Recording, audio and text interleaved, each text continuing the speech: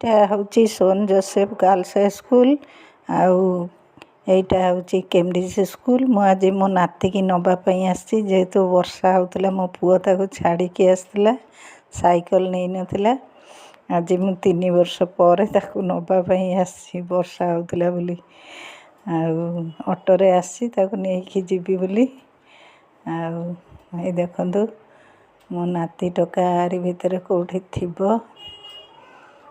ଖୋଜୁଛି ମୁଁ ତାକୁ, କେଉଁଠି ଅଛି। କହିଥିଲା କ୍ୟାଣ୍ଟିନ୍ ପାଖରେ ଠିଆ ହେଇଥିବ।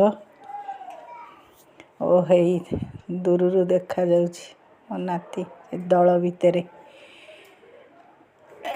ଏଇଠି ଠିଆ ହେଇଛି ବୋଧେ। ଆଉ ଏଇଠି ଠିଆ ହେଇଛି, ଏଇ ଯେଉଁ ଝିଅ ଦୁଇଟା ଆଉଛନ୍ତି ତା ପଛରେ ମୋ ନାତି। ଜାଣିପାରିଛି, ମୁହଁକୁ ବୁଲେଇ ବୁଲେଇ ଆଉଛି।